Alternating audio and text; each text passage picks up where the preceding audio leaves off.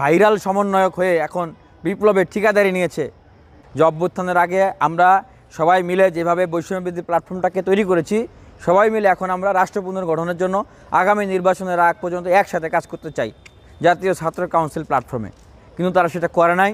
তাদের উদ্দেশ্য তারা রাজনীতি করবে, রাজনৈতিক দল বানাবে, তারা ক্ষমতায় আসবে, এমপি মন্ত্রী হবে, এই যে উচ্চাভিলাষ, সেই জায়গাটাকে বাস্তবায়ন করার জন্য এই যে জুলাই ফাউন্ডেশন বানানো হলো, বলা হলো যে বৈষম্যবিরোধী ছাত্র আন্দোলন কিন্তু কোনো রাজনীতি হবে না, করবে না, এগুলো বলে কয়ে তাদেরকে নিয়ে, আহত শহীদদেরকে নিয়ে তারা অ্যাডভার্টিজমেন্ট করলেন মাসের পর মাস। এখনও শহীদদের তালিকা চূড়ান্ত হইল না, এখনও যারা শহীদ তাদের পুনর্বাসন হইল না, যারা আহত তাদের চিকিৎসা সম্পন্ন হইল না, তারা এখনও কান্নাকাটি করতেছে, এখনও শহীদ হচ্ছে, এখনও আহতরা পরপারে চলে যাচ্ছে, তাদের কোনো কনসার্ন নাই। তারা তাদের মতো করে রাজনৈতিক দল করলেন, 7 মাস মন্ত্রিত্ব করলেন, পদত্যাগ করে এসে বানানো রাজনৈতিক দলে এসে যোগ দিলেন। তো এই কারণেই তো আসলে আমাদের দেশের এই অবস্থা। এটা কি মানুষের সাথে এক ধরনের একটা প্রতারণা করে না?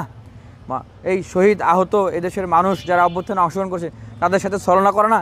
আপনারা রাজনীতি করবেন ভালো কথা, আপনারা প্রকাশ্যে বলে কয়ে সেইভাবে আসবেন, আপনারা মানুষকে নিরপেক্ষতার কথা বলে, আপনারা শহীদদের পুনর্বাসনের কথা বলে, আহতদের পুনর্বাসনের কথা বলে, আপনারা জুলাই অভ্যুত্থানের সংহতি ঐক্যের কথা বলে মানুষকে পিছনে পিছনে ঘুরায় নিজেদের ফেস ভ্যালু বাড়াইলেন, পরিচিতি বাড়াইলেন, নিজেদের দল তৈরি করলেন।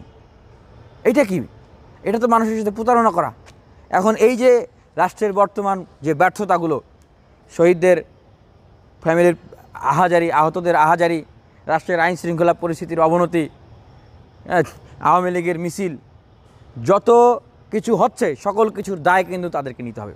কারণ আমাদের পরামর্শ অনুযায়ী তখন যদি জাতীয় ঐক্যর সরকার, জাতীয় ছাত্র কাউন্সিল বা সব ছাত্র সংগঠনকে নিয়ে বৈষম্যবিরোধী ব্যানারে যদি কাজ করা হতো, তাহলে আজকে কিন্তু এই পরিস্থিতি তৈরি হতো না। সুতরাং আমি আবারও বলছি যে এই সমস্ত পরিস্থিতির জন্য তারা দায়ী, এই দায় তাদেরকে নিতে হবে। বাংলার মানুষকে আজ হোক কাল হোক এই সমস্ত কিছুর জবাব তাদেরকে দিতে হবে। শহীদরা আহতরা বলতেছে যে আমরা ঈদের সময় ভালো খাবার খাইতে পারি না, হাসপাতালে আমাদেরকে পচা গন্ধ খাবার দেওয়া হয়, আমাদের ফ্যামিলি আমরা ভালো জামা কাপড় কিনতে পারি না। অথচ যারা এরকম ভাইরাল সমন্বয়ক হয়ে এখন বিপ্লবের ঠিকাদারি নিয়েছে, তারা কেউ কেউ মন্ত্রী, আবার কেউ কেউ দামি গাড়ি বাড়ি এগুলোতে চড়ে বেড়াচ্ছে, কিন্তু আমাদের খোঁজ খবর রাখে না। এই যে আহত শহীদদের যে আহাজারি, তাদের যে প্রশ্ন, ভাই এই অভ্যুত্থান যদি ব্যর্থ হয় চরমভাবে, এই বাংলাদেশে আবার যদি সংকট আসে, এই বাংলাদেশে মানুষের ভাগ্য যদি বিপর্যয় হয়, তাহলে এর জন্য কিন্তু এই যে শহীদ এবং আহতদের যে বদ্ধ আহাজারি, এটাই দায়ী থাকবে।